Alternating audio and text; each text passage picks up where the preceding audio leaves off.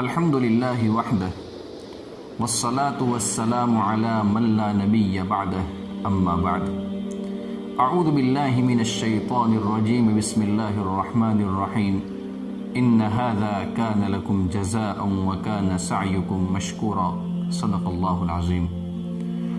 معزز سامعین، اللہ رب العزت بے شمار صفات کے مالک ہیں۔ دنیا کے سارے درخت قلم بن جائے، دنیا کے سارے سمندر سیاہی بن جائے اور اللہ رب العزت کی تعریف اور اللہ کی صفات کو لکھنا شروع کر لیں تو یہ لوگ ختم ہو جائیں گے، لیکن اللہ کی تعریف اور اللہ کی صفات کبھی بھی ختم نہیں ہوگی۔ اللہ رب العزت کی صفات میں سے ایک صفت یہ ہے کہ اللہ تبارک و تعالی بڑے قدردان ہیں۔ قدردان کسے کہتے ہیں؟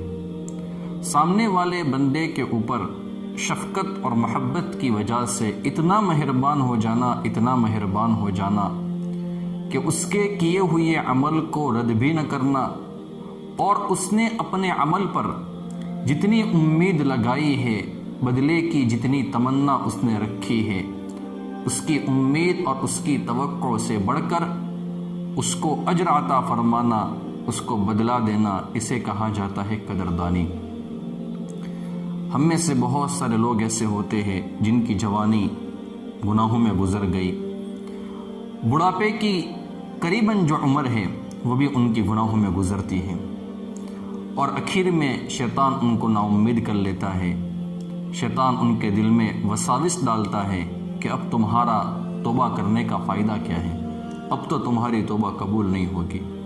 یاد رکھیں میرے دوستو، جب بندہ 90 سال کا ہو جاتا ہے تو اس کی کمر جھک جاتی ہے، وہ ہڈیوں کا ڈھانچہ بن جاتا ہے، پیٹ میں آنت نہیں رہتی ہے، منہ میں دانت نہیں رہتے ہیں۔ اس حالت میں لوگ اس کی بات سننا گوارا نہیں کرتے ہیں۔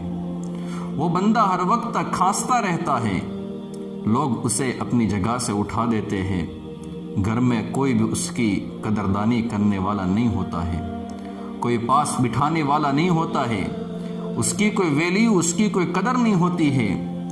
اس وقت اگر وہ محسوس کرتا ہے کہ میں نے اب تک گناہ کیے ہیں، میرے مالک کو میں نے ناراض کیا ہے، اب اس 90 سال کی عمر میں میں اپنے مالک کو راضی کر لیتا ہوں، اگر وہ لاٹھی کے سہارے کپ کپاتا ہوا اللہ کے در پر حاضر ہو جاتا ہے اور اللہ سے معافی مانگتے ہوئے کہتا ہے، میرے مالک میں اب تک بلا رہا، اے اللہ میں بڑی دور سے آیا ہوں، بڑی دیر سے آیا ہوں، میں نے کوئی نماز نہیں پڑھی ہے، میں نے اپنی پوری زندگی گناہوں میں گزار دی ہے، میرے مالک میں جوانی برباد کر بیٹھا ہوں، مال میں نے اپنا گوا لیا ہے، میرا حسن و جمال ختم ہو گیا ہے، اے اللہ اب تو کوئی بھی میری بات نہیں سنتا ہے، دنیا میں میرا کوئی بھی اپنا نہیں ہے، اے اللہ اس حال میں تیرے سامنے آیا ہوں۔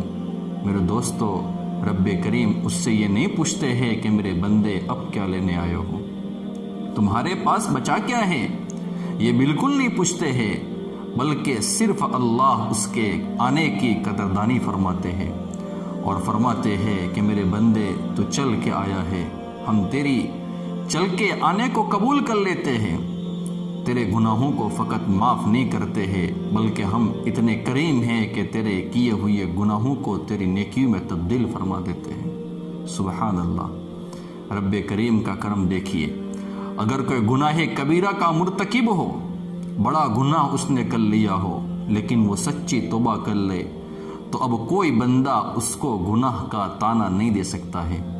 روایت میں آیا ہے کہ جس نے گناہ کبیرہ سے سچی توبہ کر لی اور اس کے باوجود اس کو کسی بندے نے اس گناہ کا طعنہ دیا تو یہ طعنہ دینے والا اس وقت تک نہیں مرے گا جب تک کہ وہ خود اس گناہ میں مبتلا نہیں ہو جائے گا۔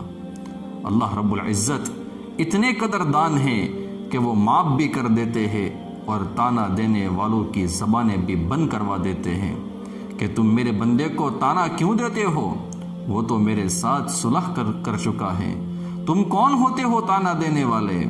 فرمایا کہ اسے طعنہ مت دو، اگر دو گے تو ہم تمہیں اسی گناہ میں ملوث کر کے، اسی گناہ میں مبتلا کر کے تمہیں بھی گناہ کی ذلت دکھا دیں گے۔ اللہ کے رسول صلی اللہ علیہ وسلم کی احادیث سے معلوم ہوتا ہے اگر مجمع میں ایک بندے کی توبہ قبول ہو جاتی ہے تو اللہ تبارک و تعالی اس بندے کی برکت سے پورے مجمع کی توبہ قبول فرما لیتے ہیں۔ چنانچہ حدیث پاک کا مفہوم ہے کہ ایک مرتبہ اللہ کے رسول صلی اللہ علیہ وسلم نے بڑا زبردست خطبہ دیا۔ سننے والے صحابہ میں سے ایک صحابی پر گریہ طاری ہو گیا۔ اس ایک صحابی کے رونے پر اللہ کے رسول صلی اللہ علیہ وسلم نے فرمایا کہ ان کا رونا اللہ رب العزت کو اتنا پسند آیا کہ محفل میں لوگوں نے جتنا بھی اللہ تبارک و تعالیٰ سے مانگا ہے اللہ نے سب کی دعا کو قبول کر لیا ہے۔ میرے دوستو، ہم اللہ رب العزت کی قدردانی کریں، اللہ رب العزت کے کرم کی قدردانی کریں۔ ہم اللہ رب العزت کے کرم کو دیکھیں، اللہ تبارک و تعالیٰ کی رحمت سے، اللہ کے کرم سے کبھی نا امید نہ ہو۔ آخر میں ایک واقعہ آپ کو سناتا ہوں۔ یہ بڑا پیارا واقعہ ہے اور ہماری امید کو مزید اللہ تبارک و تعالیٰ کی رحمت سے بڑھا دیتا ہے۔ حضرت عمر رضی اللہ تعالیٰ عنہ کے زمانے میں ایک بڑا آدمی مسلمان ہوا اور تابعین میں سے شامل ہو گیا، تابعین میں سے وہ بنا۔ اس نے اپنی پہلی زندگی گانا گانے میں گزار دی تھی۔ اس کی آواز بڑی اچھی تھی۔ جب وہ گانا گاتا تھا تو لوگ اس کے فدا ہو جاتے تھے، لوگ اس کے اوپر فدا ہو جاتے تھے، اس کے اوپر عاشق ہو جاتے تھے، لوگ اس کی شیدائی تھی۔ اس کے ارد گرد سینکڑوں لوگوں کا مجمع رہتا تھا۔ اس کی انکم بے شمار تھی، اس کی کوئی اولاد نہیں تھی، بیوی بھی اس کی فوت ہو گئی تھی۔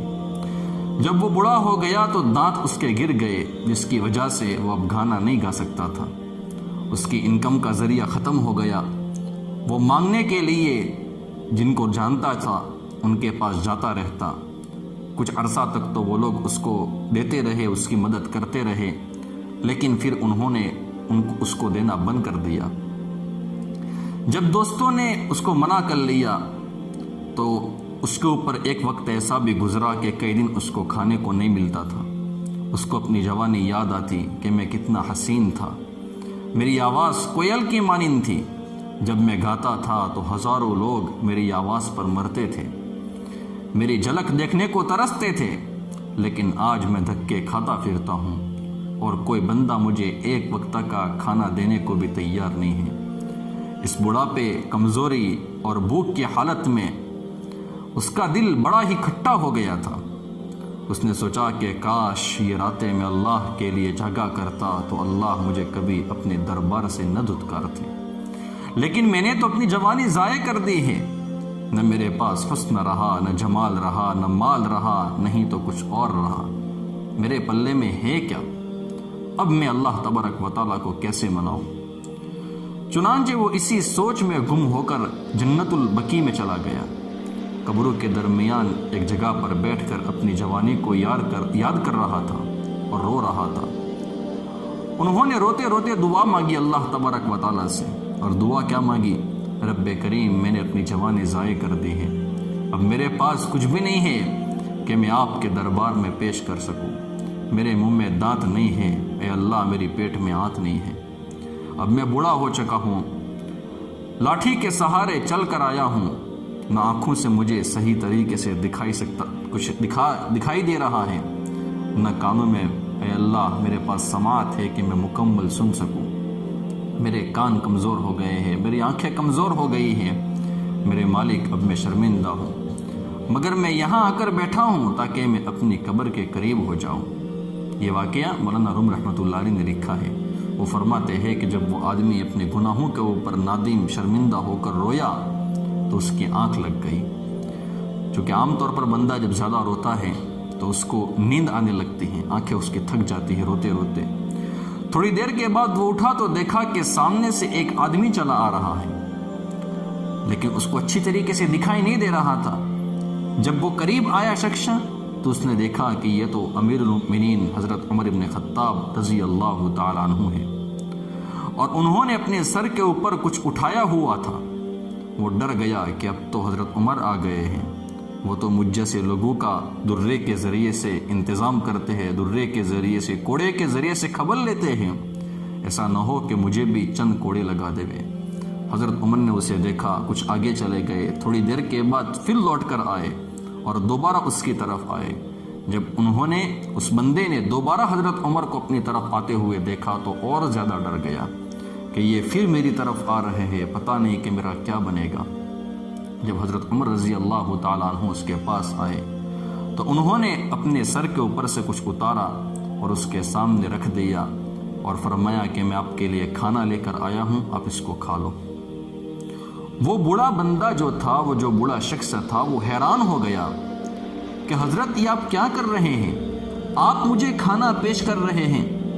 اس نے پوچھا کہ امیر المؤمنین، یہ آپ میرے لیے کھانا کیسے لائے؟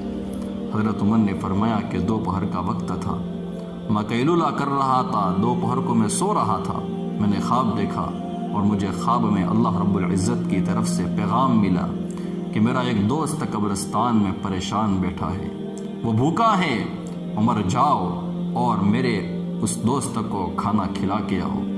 جب میری آنکھ کھلی تو میں نے سوچا کہ اللہ کا دوست ہے، چنانچہ میں نے اپنی اہلیہ، اپنی بیوی سے کہا کہ جو کھانا تیار ہے وہ دے دو۔ اس نے کھانا کو باندھ لیا۔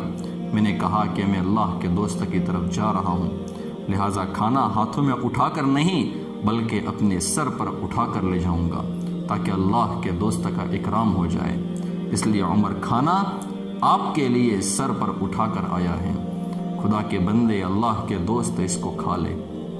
جب اس نے یہ سنا تو کہنے لگا کہ اچھا، میں نے ابھی تھوڑی دیر پہلے اپنے رب کے سامنے توبہ کی تھی، میرا پروردگار کتنا کریم ہے، اس نے میرے تمام گناہوں کے باوجود میری ندامت کو قبول کر لیا اور وقت کے امیر المؤمنین کو خواب میں حکم دیا کہ جاؤ میرے دوست کو کھانا کھلا کر آؤ۔ اے اللہ، تو کتنا کریم ہے۔ اس بات کو سن کر وہ بوڑھا اتنا رویا، اتنا رویا، اتنا رویا کہ وہیں روتے روتے حضرت عمر کے سامنے اس نے اپنی جان اللہ کے حوالے کر دی۔ میرے دوستو، اللہ رب العزت بڑے قدردان ہے۔ جس طرح اللہ رب العزت قدردان ہے، اللہ ہمیں بھی یہ صفت عطا فرمائے۔ میرے دوستو، ہم بھی لوگوں کی قدر کریں، ہم بھی لوگوں کا اکرام کریں، ہم بھی اللہ کے دوستوں کی، اللہ کے محبوب بندوں کی، اللہ کے ولیوں کی قدر کریں۔ اور میرے دوستو، ہم کبھی بھی اللہ رب العزت کی رحمت سے، اللہ کے کرم سے نا امید نہ ہو۔ ہم بسا اوقات نا امید ہو جاتے ہیں۔ میرے دوستو، یہ بہت بڑا دھوکہ ہے، اس دھوکے سے نکلے۔ اللہ تبارک و تعالی ہم سب کو اپنا ولی بنا لے وے۔ اللہ تبارک و تعالی ہم سب کو سچی پکی توبہ کی توفیق عطا فرما دے وے۔ آمین یا رب العالمین۔ وآخر دعوانا ان الحمد للہ رب العالمین۔